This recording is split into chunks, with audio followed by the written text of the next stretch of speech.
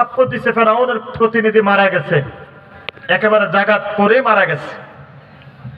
এখন আল্লাহ বলতেছে, এ মূসা, তুমি তো লোকটারে মেরেই ফেললা, এখন তোমার তো উপায় নাই, ফেরাউন যদি তোমাকে পায় তোমাকে হত্যা করবে, তুমি এই দেশ ছেড়ে পালাইয়া যাও, চলে যাও। তো মূসা আলাইহিস সালাম বলে, আল্লাহ ওগো রব, আপনি আমারে কি বললেন, আমি কারে মারছি? লোকটাকে তো আমি মারি নাই, আমি তো একটা থাপ্পড় দিয়েছি মাত্র, ডান হাতে থাপ্পড় দিয়ে বাম হাত উঠেছে থাপ্পড় দিব, এক থাপ্পড়ে লোকটা নিচে পড়ে গেছে, তুমি নিজেই তারে মেরে বলতেছো আমি মূসা মারছি, আমি তো তারে মারি নাই। এক থাপ্পড়ে মানুষ মরতে পারে না, আমার আশা ছিল আরেকটা থাপ্পড় দিব। এখন আল্লাহ তুমি নিজেই মেরে আমাকে দোষ দিচ্ছ, আমি তাকে মেরে ফেলছি, আর আমাকে বলতেছো দেশ ছেড়ে দেওয়ার জন্য। ওগো আল্লাহ, এই মিশর দেশ ছেড়ে আমি কোথায় যাব?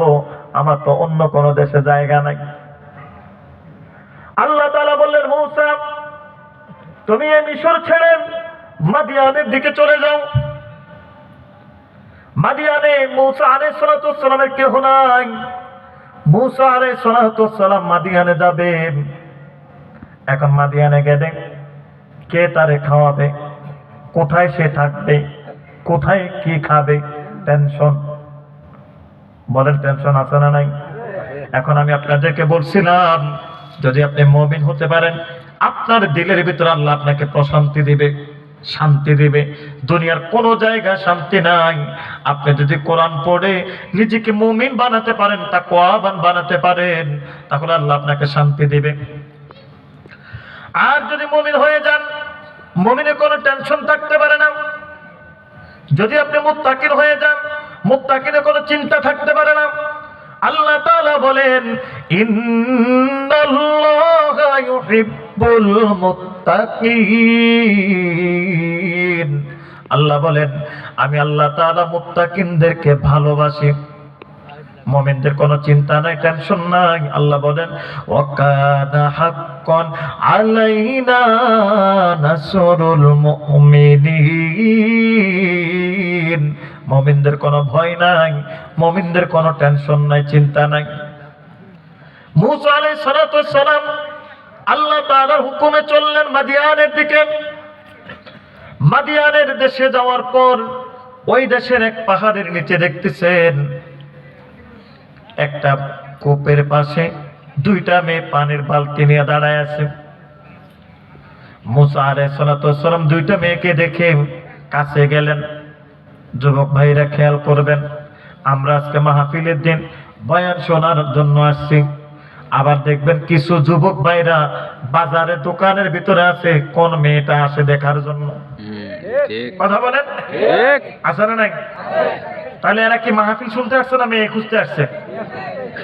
যে যুবকরা আজকে মেয়ে খোঁজার জন্য আসবে তাদের উপর লানত। লা তাকরাবুজ জিনা, আল্লাহ বলছে জিনার ধারে কাছে যাওয়া যাবে না। আল্লাহ নিষেধ করলেন কোন বেগানা নারী, কোন বেগানা পুরুষের কাছে যাওয়া যাবে না। কোন বেগানা পুরুষ, কোন বেগানা নারীর কাছে যাওয়া যাবে না, গেলেই বিপদ। আজকের মাহফিলে আপনি যদি বয়ান শুনতে আসার সময় যদি ফোন করে বলেন তোমার নানি বাড়িতে নাই, তোমার দাদি বাড়িতে নাই, তোমার মা বাবা বাড়িতে নাই, তুমি আস্তে করে মাহফিলের পশ্চিম পাশে চলে আসো। আছে না নাই? আছে। কথা বলেন। আপনাদের এলাকা না থাকতে পারে, বিভিন্ন এলাকায় এরকম হয়। সব এলাকায় আছে। এখন আপনি যদি এরকম গোপন ভাবে দেখা করেন, ওই যে বললাম, ও যুবক ভাই, দুইটা জিনিস যুবককে ধ্বংস করে দেয়, যুবকদের অধঃপতন হয়, যুবকের ভবিষ্যৎ নষ্ট হয়, ক্যারিয়ার নষ্ট হয়, জীবন নষ্ট হয়। এই যুবক কোনোদিন সমাজে সম্মানিত মানুষ হতে পারে না, প্রতিষ্ঠিত স্বামী হতে পারে না, প্রতিষ্ঠিত বাবা হতে পারে না। সারা জীবন বিবির কাছে ছোট থাকে, সারা জীবন সন্তানের কাছে ছোট থাকবে, ঠিক কিনা বলেন? এজন্য চালাক যুবক হচ্ছে তারা, ওয়াল তানজুর নাফসুম মা কদ্দামাত লিগাদিন ওয়াত্তাকুল্লাহ।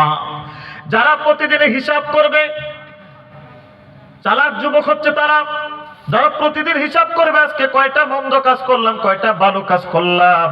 মন্দ কাজের জন্য আল্লাহর কাছে তওবা করা, ভালো কাজের জন্য আল্লাহর কাছে সাহায্য চাওয়া। ও আল্লাহ, আগামীকাল আমাকে আরো ভালো কাজ করার তৌফিক দেন।